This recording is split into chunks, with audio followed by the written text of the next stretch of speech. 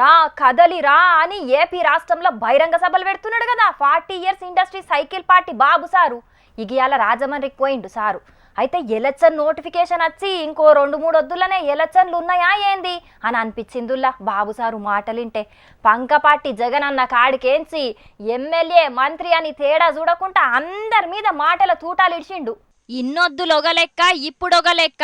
ఇన్నొద్దులు చూసిన బాబుసారు కాదు, ఇప్పుడు చూసే బాబుసారు ఒక్కొక్కళ్ళను మాటలతోటి మడత పెడతాడు అనుకోరా అదుర్రి. అక్కడ ఒక సైకో ఉన్నాడు ఆంబోత రాంబాబు. ఆంబోతు నీ కళ్ళు వేస్తా, వదిలిపెట్టాం, కబద్దార్ జాగ్రత్తగా ఉండమని హెచ్చరిస్తున్నా. ఈ రాజమహేంద్రవరం నుంచి గర్జిస్తున్నా. ఇగో గిట్ల గర్జించుడే కాదు, అసలు పంకపాటికెంచి పోటీ చేయనీకే ఎవ్వరు ధైర్యం కూడా చేస్తలేరు అని అనకచ్చిండు. ఆ పార్టీలో ఎమ్మెల్యేలుగా పోటీ చేయాలంటే భయపడిపోతున్నారు. బదిలీలు ఇది ఒక రాజకీయ క్రీడ. నా జీవితంలో బదిలీలు ఎప్పుడూ చూడలా. మొట్టమొదటిసారిగా ఇక్కడ చెల్లని చెత్తని ఇంకొక ఊరికి పంపిస్తున్నారు.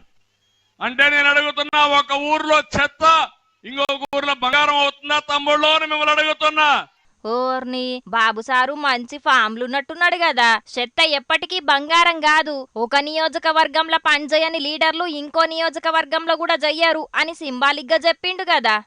తానేటి వనిత ఎస్సీ, చెల్లబోయిన వేణుగోపాలు చెల్లని వేణుగోపాలు బీసీ, జోగి రమేష్, విడతల రజని, ఆదిమూలం సురేష్, మేరుగ నాగార్జున, గుమ్మనూరు జయరాం, ఉషశ్రీ చరణ్, నారాయణ స్వామి, గుడివాడ అమర్నాథ్. 10 మంది మంత్రులు అవుట్ అయిపోయారు, అప్పుడే ఓడిపోయారు. గేమ్ ఈజ్ ఓవర్ అవ కదా తమ్ముళ్ళు అని మిమ్మల్ని అడుగుతున్నా. అగ్గో గిదేం చిత్రమో బాబు సార్కే తెలవాలే. అసలు గేమే షురుగాలే, గప్పుడే గేమ్ ఓవర్ అంటున్నాడు. ఎలక్షన్లు రాకమున్పే ఓడిపోయినరు అని అంటున్నాడు. ఏందో ఏమో మహానుభావులు మాట్లాడే మాటలు అస్సలు అర్థం చేసుకోలేవు. ఇక గిదే కాదు, టీడీపీ జనసేన పొత్తు అనే ముచ్చట ఎరకగానే భయంలో మునిగిపోయిరట పంకపాటోళ్ళు. రేపో ఎల్లుండో మీరు మీ పార్టీ వెంటిలేటర్ పైకి పోతారు భయపడిపోయి. అట్లనే ఏపీల గంజాయి మీద కూడా ఓ గమ్మత్ ముచ్చట చెప్పుకొచ్చిండు బాబు సారు.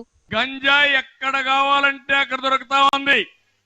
ఆకుకూరలు దొరకవు గాని గంజాయి మాత్రం అన్ని ఎక్కడ దొరికే పరిస్థితికి వచ్చింది.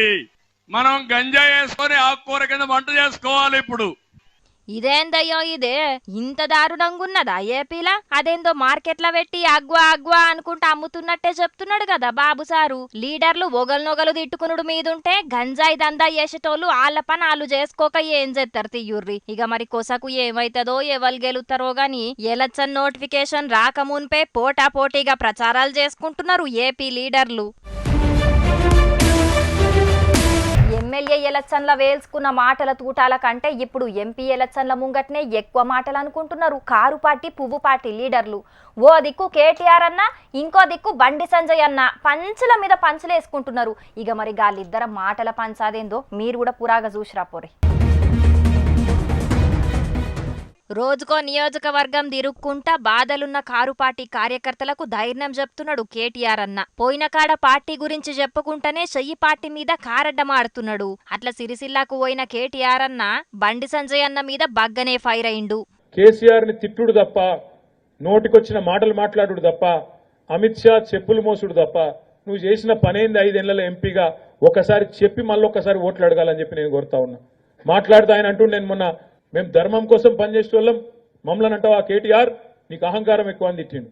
అరే ధర్మం కోసం పనిచేసేది ఉంటే మఠం పెట్టుకోవాలి భయ్, మఠం పెట్టుకోవాలి, ఆశ్రమం పెట్టుకోవాలి, పని చేయాలి. నేను అద్దంటలేను, నువ్వు మంచోనివే నేను కాదంటలేను, పని చేయి కాదంటలేను. కానీ పార్లమెంటు మెంబర్గా ఉన్నప్పుడు, ప్రజాప్రతినిధిగా ఉన్నప్పుడు ప్రజలకు కావాల్సిన పనులు చేయాలన్నా వద్దా? పార్లమెంటులో నీకు ఓటు అడిగే హక్కు లేదు అనే మాట మాత్రం ఖచ్చితంగా బండి సంజయ్ గారికి చెప్పవలసిన బాధ్యత మనందరి మీద ఉన్నది.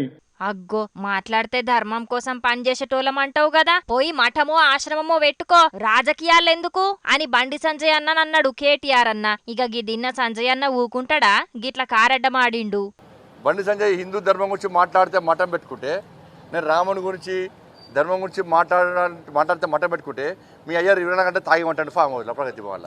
మరి మీ అయ్య ముఖ్యమంత్రిగా బాధ్యత అప్పచెప్పారు. అప్పచెప్తే ఆ బాధ్యత నెరవేర్చకూడదు 24 గంటలు తాగిమంటే మీ అయ్య బార్ పెట్టుకోవాలి. మరి నువ్వు మొన్న ఏమన్నావు? మైనార్టీ డిక్లరేషన్ మైనార్టీ అన్నావు. నువ్వు ఓ మసీదు వరకు నమాజ్ చేయని అంటున్నా. అగనట ఓ బారు దుఃఖం పెట్టుకోర్రి, లేకపోతే మసీదు కట్టుకొని నమాజ్ చేసుకోన్రి అని అంటున్నాడు కేటీఆర్ అన్నను బండి సంజయ్ అన్న. ఎలక్షన్లు అయిపోయినాక ఇంకో ఎలక్షన్లు రాకమున్పే గిట్లా ఫైర్ ఇస్ ద ఫైర్ అన్నట్టున్నారంటే ఇంకా ఎలక్షన్ ప్రచారంలకు దిగినాక ఇంకెంత ఫైర్ మీద ఉంటారో అని అనబట్టిండ్రు వీళ్ళిద్దరి మాటల తూటాలిన్న పబ్లిక్. ఇప్పుడు మా రాముల తాత చెయ్యాలి కదా, పెద్ద మనిషి ఇయ్యాలే మిగురం ముంగటేసుకున్నాడో పిలుద్దాం. తాత ఏం చేస్తున్నావే? అనుకున్నా అన్నంత పని అవుతుంది అని అనుకునే ఉన్నా అయితేనే ఉన్నది. పట్టుమని 2 నెలలు కూడా కాలేదు. గింత అన్యాయం చేస్తారా వీళ్ళు? అన్యాయంలో మనుగొట్ట గింత అపకీర్తి అయిపోయాను. అగో గులాబీ కండువా మెడలేసుకొని అనుకున్నంత పని అయిందని గులుగుతున్నాడు. మా ముసలోనికి ఏమైంది కావచ్చు? తాత ఏందని బాధ? ఏముంటది, ఏ సాలు అయితే ముంగడ పడద్దని అనుకున్నామో మేము గదే సాలు మాకు ముంగడ పడుతుంది. ఒకలనుకోగలు వరుస పట్టుకుంటా పోతాళ్ళు, పూల బొక్కెలు చేతిలో పెట్టి ఫోటోలు దిగుతాళ్ళు. మళ్ళీ బయటకు వచ్చి మైక్ల ముంగట ఇక మేము మా నియోజకవర్గ అభివృద్ధి కోసానికి పోయి కలిసి వచ్చినామని చెప్పుకొత్తాళ్ళు. ఇక ఏం చేసేది ఉన్నది చెప్పు? ఓహో అర్థమైంది.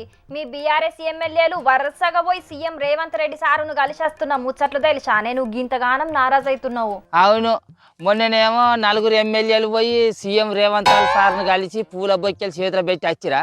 మళ్ళీ ఇవాళనేమో ఎమ్మెల్యే ప్రకాష్ గౌడ్ సార్ పోయి కలిసి పూల బొక్కె చేతిలో పెట్టి ఫోటోలు దిగి మళ్ళీ బయటకు వచ్చా. అని చేయడు అన్నట్టు చెప్పిగా. చెప్పేదేమున్నదే, సీఎం అన్నప్పుడు అందరికి సీఎంఏ కదా, అందుకే వాళ్ళ నియోజకవర్గ అభివృద్ధి కొరకు పోయి కలిసొచ్చిండ్లు కావచ్చు. దాంట్లో ఏమున్నది చెప్పు? వాళ్ళు కలిసి వచ్చుట్లా డఫ్టేమి లేదే, కానీ కాంగ్రెస్ సీనియర్ లీడరు మదియాస్కి సార్ చెప్పిన ముచ్చట్లుంటేనే నాకు గుండె బలిగినంత పని అవుతుంది అంటాను. అవును నిజమేనే, సీఎం రేవంత్ సారును కలిసిన ఎమ్మెల్యేలంతా కాంగ్రెస్ పార్టీలకు అత్తమని అంటున్నారు, కానీ మేమే ఆగబడుతున్నామని అంటున్నాడు మధుయాష్కి సారు. ఇక ఇప్పుడు చెప్పు, అప్పట్లో మా గులాబీ పార్టీ ఏ సాలు అయితే మొదలు పెట్టిందో ఇప్పుడు అదే సాలు మా ముంగడ పడ్డట్టు అయిపోయింది. మా పీడ పాడైపోను, ఎక్కడి పీడనో ఇది తలకేగ చుట్టుకునే మా పార్టీకి. అయితే మా ఎత్తియే ఆ ఎమ్మెల్యేలు ఇంకా మీ పార్టీల నుంచి అయితే పోలేదు కదా, ఎందుకంత బాధ చెప్పు? గా ఒక్క బాధే నానే తల్లి, మా కేసీఆర్ సారు దేశకి నేతగా ఎదగబోతాండు అని దెబ్బలన్నీ సరుచుకుంటా ఎగిరినావా? ఇప్పుడు మన పక్క పొట్టున్న రాష్ట్రం మన ఆంధ్రప్రదేశ్లోనే మా పార్టీ జెండాను కాపాడుకోలేని పరిస్థితి వచ్చింది. ఏం చెప్పుకోవాలి? ఎందుకే ఏమైంది? అగో ఏమైంది అని అంటవేందే? అసలు నువ్వు ఆ వార్తలు చదివే కొలివేసి చేస్తావా, లేకుంటే ఆ కేబీఆర్ పార్కులో బర్రెలు గిట్ల కాస్తానవే నువ్వు? అసలు ఎక్కడ ఏం వార్త నడుతుంది ఏందనేది పురాగా తెలుసుకునే తెలివి కూడా లేదా అని? అసలు నిన్ను ఎట్లా కూర్చొని ఇస్తాడా కొచ్చిరాజు గడ కుర్చీలో నిన్ను? అరే నీ అవ్వ, నీకు తెలిసిన ముచ్చటేందో చెప్పరా? అదు ఊకనే గరం కాబడుతుంది. జనసేన పార్టీ నుంచి వచ్చిన తోట చంద్రశేఖర్ అనే సారుకు ఆంధ్రప్రదేశ్ బీఆర్ఎస్ పార్టీ పగ్గాలని అప్పచెప్పింది కదా కేసీఆర్ సారు. ఇక తెలంగాణలో మా కారు టైర్లన్నీ పంచరాయన్న ముచ్చట తెలుసుకోగానే ఆయన ముందుగానే చదువుకున్నాడు. మళ్ళీ జనసేన పార్టీలో షరీక్ అయిదామని చూస్తాడట. ఇక అక్కడ మా పార్టీ బతికే పరిస్థితి ఏడున్నది. ఇక అవునే, ఆంధ్రాలో ఉన్న మీ బీఆర్ఎస్ పార్టీ ఆఫీస్కు 6 నెలల సంది కనీసం కిరాయి కూడా కడతలేరట కదనే? ఇక చూడు, మా కారు పార్టీకి ఎసొంటి గతి పెట్టిందో, గిసొంటి గడ్డి రోజులు వస్తాయని అనుకోలేదు తల్లి. అయినా పర్వాలేదు, సింహం మాజీ సీఎం మా కేసీఆర్ సార్ ఒక్కసారి బయటకు వచ్చి మైకుల ముంగడ కూర్చొని మాట్లాడిండు అనుకో, మాకు ఎక్కలేని బలం వస్తుంది. మా కేసీఆర్ సార్ మాట్లాడే మాటలే మా కార్యకర్తలకు పెద్ద అండ. మరి ఇంకేందే, ఎవరో 2-3 లీడర్లు మీ పార్టీల నుంచి వెళ్ళి పోయినంత మాత్రాన పార్టీ పలచబడుతుందా అనే? కోట్ల మంది కార్యకర్తలు మీరు లేరా? అదే మీ పార్టీకి బలం, ఎరికేనా? మేము అందరం కూడా గట్లనే అనుకుంటున్నాం, కానీ గిట్లనే ఒకలనుకోగలు లైన్ కడితే ఎట్లా అని బాధ అనిపిస్తుంది. పచ్చగున్న చెట్టు కింద పచ్చులన్నీ నచ్చి చేరినట్టు ఏ పార్టీ అధికారంలో ఉంటే ఆ పార్టీలకు పోయే లీడర్లను నమ్మే కాలం కాదే. జనాలు కూడా అప్డేట్ అయిండ్లు, కానీ నువ్వేం నారాజు కాకు పోయిగా. అందుకే కావచ్చు మా కేసీఆర్ సార్ ముందుగానే చెప్పిండు, మమ్మల్ని గెలిపించేది ఉంటే మీకు సేవ చేస్తాం, లేకపోతే వ్యవసాయం చేసుకుంటాం అని. మరి ఏం చేస్తాం, నేను కూడా గదే పని చేసుకుంటా, వ్యవసాయం పనులు. ఆ పని అటెన్క చేద్దు గాని ముందుగాలనైతే బంగ్లా మీద ముసల్ది ఎండుగలు ఎండబోసిందట, వాటిని గంపలకి ఎత్తుపో. ఎత్తుతా, తప్పుతుందా నాకు? మీరు చెప్పుడు నేను చేసుడు కామనేనా? అయినా మళ్ళీ వచ్చేది సర్పంచ్ ఎలక్షన్లు, వాటిలలో నేను 8 నెంబర్గా మళ్ళీ గెలవాలంటే మరి గులాబీ కడవనే మెడవలు ఉంచుకోనా? లేకపోతే ఏరే రంగు కండువేదన్నా చూసుకోరా. ఆయన సర్పంచ్ ఎలక్షన్ల వరకు మస్తు టైం ఉన్నది కానీ అప్పటి వరకు చూసుకుంటామే. చూసిన అరులా బీఆర్ఎస్ ఎమ్మెల్యేలు వరుసబెట్టి సీఎం రేవంత్ సారును కలుస్తున్నారని మా తాతయ్య ఎంత రంది పెట్టుకున్నాడో, ఎవరు పార్టీలకెళ్ళి వెళ్ళిపోతారో అని బీఆర్ఎస్ కార్యకర్తలు చాలా మంది కూడా గిట్లనే రంది పడుతుండొచ్చు. మరి ఇప్పుడే గిట్లుంటే ఎంపీ ఎలక్షన్ల తర్వాత పరిస్థితి ఇంకే తీరు మారుతుందో చూడాలి.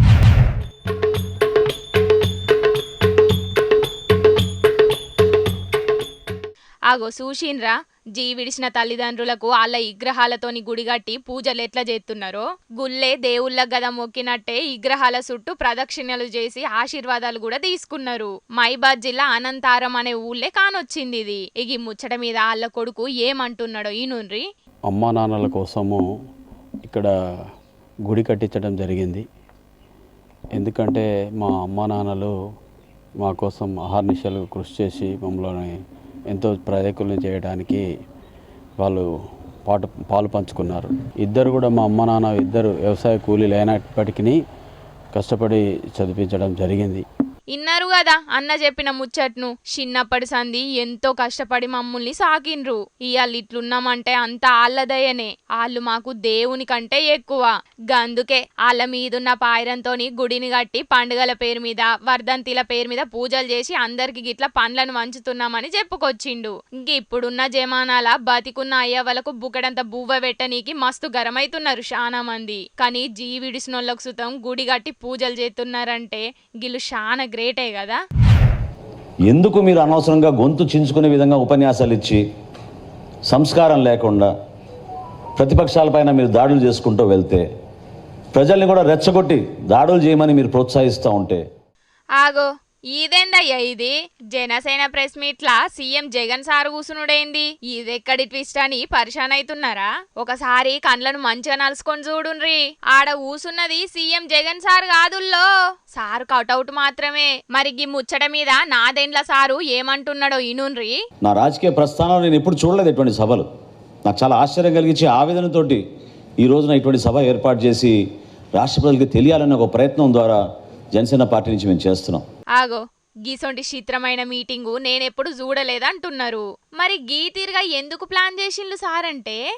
ముఖ్యమంత్రి గారి ఆధ్వర్యంలో జరుగుతున్న ఈ పరిపాలన రాష్ట్ర ప్రజలకి సమాధానం చెప్పాలి, ఒక చర్చకు రావాలి. మేము ఆహ్వానిస్తున్నాం. సంస్కారంతో మర్యాదతోటి జగన్మోహన్ రెడ్డి గారిని మేము ఆహ్వానిస్తున్నాం. ఒక చక్కటి వేదిక ఏర్పాటు చేసుకుందాం, రండి మాట్లాడదాం గదన్నట్టు ముచ్చట. చూడాలే మరి సారు పెట్టిన గీ మీటింగ్ చూసి సర్కారోళ్ళు గిప్పుడన్న చర్చ పెడతారో లేదో మరి.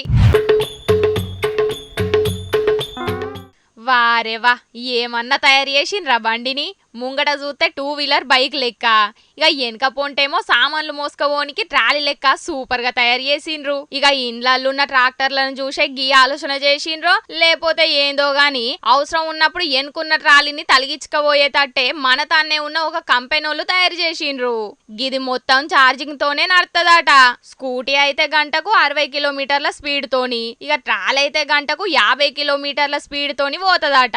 అంటే పబ్లిక్ అవసరాన్ని బట్టి దీన్ని బైక్ గా కూడా వాడుకోవచ్చు, గట్లనే ఆటో ట్రాలీ లెక్క కూడా వాడుకోవచ్చు అన్నట్టు. ఒక్క దెబ్బకు 2 పిట్టలు అన్నట్టు. గీ బండేదో కొనుక్కుంటే ఇటు బైక్ లెక్క వాడుకోవచ్చు, అటు సామాన్లు మోసుకోవడానికి కూడా మంచిగా వాడుకోవచ్చు అని అనుకుంటున్నారట గీ వీడియో చూసినోళ్ళు. ఇక ఇవాళ తెచ్చిన కాడికైతే అన్ని ముచ్చట్లు అయిపోయినాయి. ఇక ఇవుల్లా ఇవాళ ఈశ్వరప్ప హోమియో క్లినిక్ సమర్పించు జోర్దార్ వార్తలు. మళ్ళీ జోర్దార్ వార్తల్లో మళ్ళీ జోర్దార్గా కలుసుకుందాం. అప్పటిదాకా ఒక చిన్న పని చెయ్యూరి నా కోసం. ఏం చేస్తారంటే చూస్తూనే ఉండండి హెచ్ఎం టీవీ. నమస్తే.